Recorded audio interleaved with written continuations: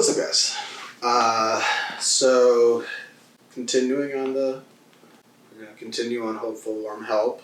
Again, on this one, that's looking at societal elements portrayed in film and the levels of the messaging, especially the key on the warmth, which is because too on the nose stuff, at least for me, feels tough to watch right now, and also invites, I don't know, it invites the trolls. It ends up being more about that than what's being trying to be said. So in that vein, looking in the next Oscar winner is Mr. Best Screenplay winner, Conclave, which I was actually surprised it didn't win more Oscars. I thought it was going to win editing as well. Once Anora won editing, one knew that this race was kind of over. But anyway, back to the film itself. In terms of being hopeful, it is. And in a real way. It doesn't feel like pie in the sky hope that can be brushed off. Because it shows democracy at work. It shows the disagreements and discussions, and yes, I've read online some pushback in that there's some sort of skeleton for each Pope candidate that comes across, and that's a little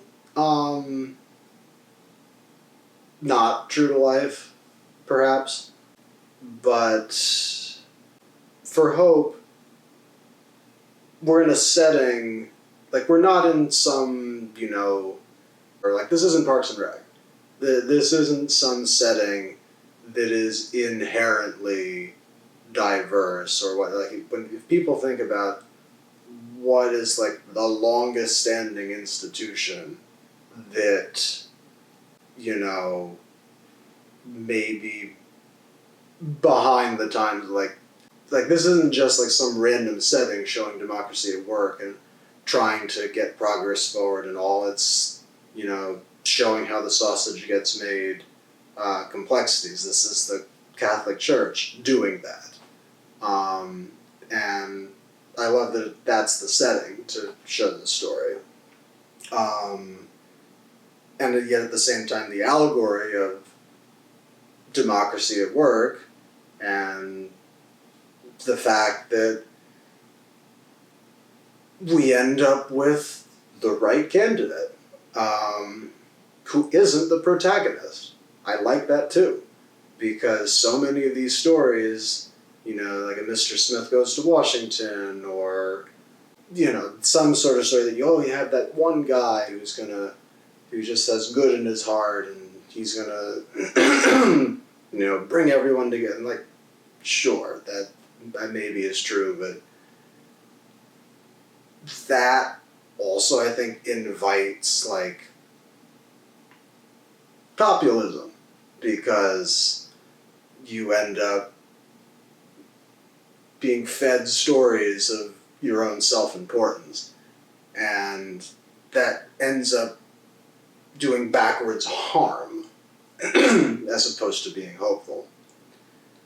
But instead, you're showing a protagonist that everyone keeps saying, it's oh, you should be the candidate, you should be he doesn't want to be. But he does his job, and in doing his job, unpacks the negative aspects of the should-be candidates or the wrong candidates or whatnot, and finds the right candidate, who's the one who's been on the ground, who's been the one connecting with the people, even though it's unorthodox, and then as a protagonist, the protagonist isn't about being the one, it's about putting your ego aside if the one is over there. And that in itself is hopeful on a small scale, whilst also being hopeful on a large scale. Even though you have that little scene at the end where he's looking out the window and it's like you don't really know what's going to come next. In today's age, like, the backlash will always be coming. And one of the people I watched the film with is like, it's like, this secret is probably going to get out, and who knows what's going to happen then. But in terms of showing the process at work, that in itself is hopeful. So, blue. In terms of warmth, though, that's a little more complicated. Like, I'm going to say white, which means a push. The opposing forces kind of feel like they balance each other out because, like, off the bat, it's not very subtle. Like, it's very clearly an allegory for, you know, democratic institutions and the fights within them, and, like, it's pretty clear off the top, at not exactly being subtle. And even though I give it props for, again, aforementioned being set in the church, or the fact that it's, like, for the first quarter of the film, I was convinced that it was going to turn out to be a murder mystery, because that feels like that's what always happens in these stories. No, that's not. Which that felt very new. It's like there isn't some grander conspiracy. There's sometimes the leader who was the leader passes away, and then there's a vacuum that needs to be filled. And that in itself felt both new and also, like, pretty nuanced too.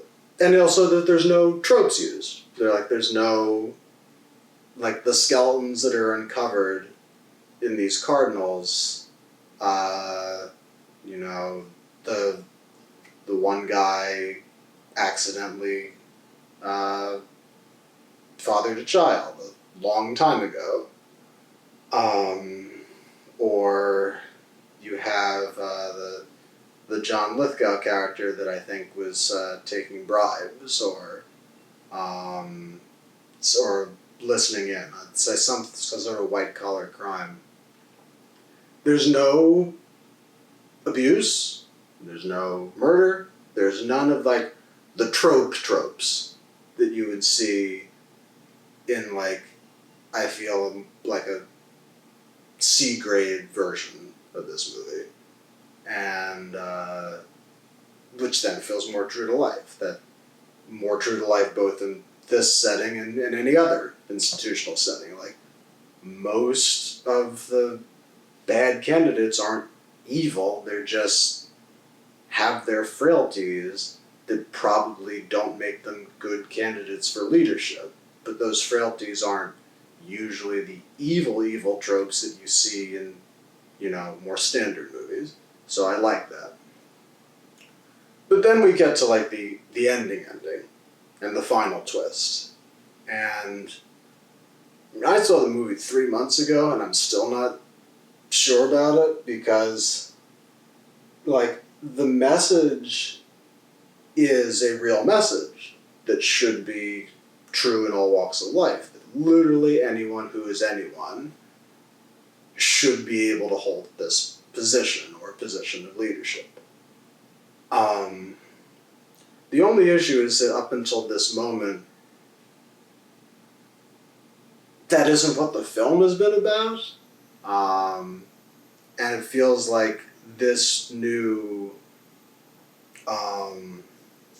Pope already feels like a revolutionary choice, because this is someone coming from the Middle East, and this is someone who's only even been a cardinal, like, for a tiny amount of time, and even though because of all this experience on the ground and the genuineness in that experience and the care for the people, that makes him the right candidate and the right choice. So you already have those elements in play. So then, with the final twist, in doubling down on the message that it should be anyone, like, that's gonna, that opens a can of worms of like making it more about that twist than being about the rest of the attributes that are portrayed. And like, people in the comments, like, let me know how you feel about the final twist. It's like, I agree with the messaging, but it also takes away some of the subtlety of it, which was already sort of wavering a little bit, given the pointedness of the allegory. So, and then in terms of help, like, that can, like, diminish the help aspect as well, which I'm also gonna say white, I think. Because there's so much good in showing that, like, it doesn't have to be the protagonist who becomes the choice, and it's about finding the right choice who isn't you, and that compromise, all this kind of stuff in a setting like this, and doing the work and the showing how the sausages get made, like, all of that is so good to show in today's day and age, even with a very, very pointed allegory.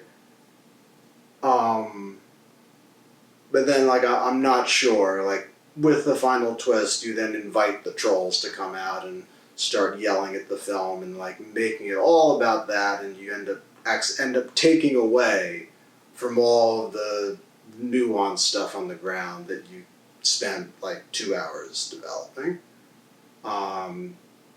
Even though the messaging of the final twist is one that should be true to all life, even though it unfortunately isn't.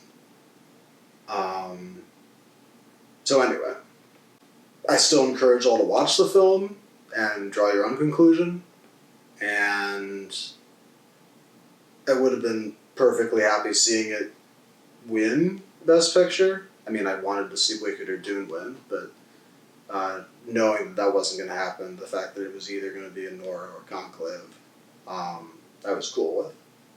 But yeah, it's been 3 months and I'm still not sure how I feel about the final twist, even though the rest of the film was all, like, good stuff. That's all I have to say about that. So, thank you all for watching. I hope this has been marginally informative in whatever capacity. See you all next time. Cheers.